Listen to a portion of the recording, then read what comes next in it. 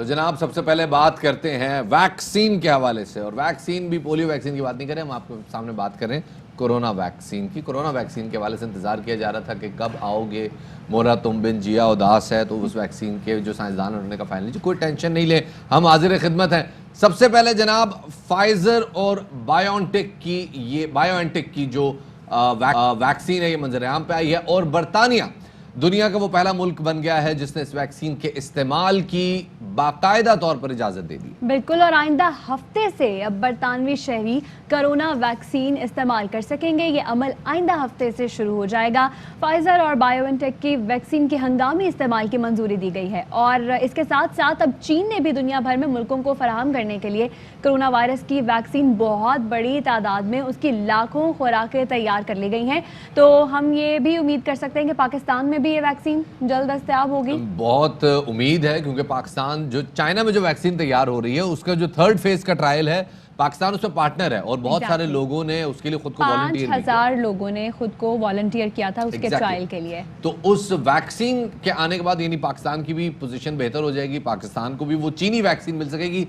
Pfizer की vaccine के लिए गो के पेमेंट ऑलरेडी हो चुकी है, लेकिन उसकी आमद का इंतजार रहेगा। प्रायोरिटी बहरहाल तय करनी पड़ेगी कि सबसे पहले किन पेशेंट्स को ये वैक्सीन, किन लोगों को ये वैक्सीन लगाई जाए। हमारे साथ डॉक्टर नौशीन हामिद मौजूद हैं, ट्रिब्यूनल सेहत हैं, उनको शामिल गुफ्तगू करेंगे। बहुत शुक्रिया डॉक्टर नौशीन हमें वक्त देने के लिए। पहले तो ये बताइएगा, ये जो बरतानिया में वैक्सीन के ट्रायल्स खत्म हो गए हैं और अब इस्तेमाल का ऐलान हो गया, अगले हफ्ते से बाकायदा तौर पे वैक्सीन लोगों को लगाई जा सकेगी, कितनी बड़ी पेशरफ्त है? समझती हूँ कि ये पिछले 10 महीने से ये सारा प्रोसीजर चल रहा था वैक्सीन की तैयारी का, और क्लिनिकल ट्रायल्स जो थे बड़े पैमाने पे हो रहे थे। इसके लिए भी तकरीबन कोई 43,000 वॉलंटियर्स को ये वैक्सीन लगी थी, जिसके ऊपर ये ट्रायल हुआ है और इसके बड़े अच्छे नताइज है, जिसके बाद अब इसकी मंजूरी भी मिल गई है। तो ये इसके अलावा भी बहुत सारी कंपनीज जो हैं वो तकरीबन 100 की जो है वो इस वक्त वैक्सीन बनाने के ट्रायल्स में है, जिनमें से 6-7 के साथ पाकिस्तान भी राब्ते में है, और उनके साथ भी हमारी मॉडलिटीज डिस्कस हो रही हैं, और इंशाल्लाह ताला ये आइंदा आने वाले 10 दिनों में हम लोग भी फाइनलाइज कर लेंगे अपनी सारी जो भी हमारे रिक्वायरमेंट्स हैं कि किस तरह से उसको ट्रांसपोर्ट करना है, कितनी जल्दी वो अवेलेबल हो सकती है, कब वो पाकिस्तान पहुंच सकती है। अच्छा डॉक्टर साहब, एक बड़ा क्रूशियल मामला है कि जो फाइजर ने वैक्सीन तैयार की है उसके लिए उन्होंने जो टेम्परेचर सजेस्ट किया है, वो टेम्परेचर रेफ्रिजरेशन का पूरा चेन, एक कोल्ड चेन तैयार करना बड़ा मुश्किल काम है, और पाकिस्तान जैसे ममालिक में तो बहुत ही ज्यादा मुश्किल काम है। जो चाइना ने वैक्सीन तैयार की उसके बारे में कहा जा रहा है कि उसको उस नौइयत की कोल्ड चेन दरकार नहीं है, उस नौइयत के फ्रीजर, उस नौइयत के टेम्परेचर दरकार नहीं है जिसपे वो वैक्सीन की जा सकती है। पाकिस्तान की नजर कौन सी वैक्सीन पे है, फाइजर की तैयार करदा वैक्सीन पे या चाइना की तैयार करदा वैक्सीन पे? देखिए जी, हमें फाइजर वालों से भी हमारी बातचीत हो रही है, और जिस तरह से फाइजर वालों ने एक्सप्लेन भी किया और वेबसाइट पे भी डिटेल्स मौजूद है, उन्होंने स्पेशल कंटेनर्स बनाए हैं ड्राई आइस के साथ, जिसके अंदर वो एंड यूजर तक पहुंचाने का उन्होंने कमिटमेंट की है, और वो उसके अंदर 5000 डोजेस जो है वो एक कंटेनर में एक वक्त में ट्रांसपोर्ट हो सकती हैं, और ये उनकी कमिटमेंट है कि अगर वो जिसको भी देंगे वो उस कंटेनर के साथ एंड यूजर तक पहुंचाने के लिए। तो उसके अंदर पाकिस्तान भी अपनी तैयारी कर रहा है, ड्रैब को इंस्ट्रक्शन दे दी गई हैं कि वो अपने कोल्ड चेन मेंटेन करने के लिए जो जरूरी इकदाम हैं वो करे। फाइजर की एक्चुअली इसमें एक चीज है कि फाइजर की जो वैक्सीन है उसकी 2 डोजेस चाहिए होंगी, 2 शॉट्स होंगे, तो तब उसका कोर्स कंप्लीट होगा। 3 वीक्स के गैप से 2 डोजेस लगेंगी, जबकि चाइना की वैक्सीन जो है वो जिस तरह आपने बताया, एक तो वो आम फ्रीजर वाले टेम्परेचर पे रखी जा सकती है, और दूसरी उसका सिंगल शॉट होगा।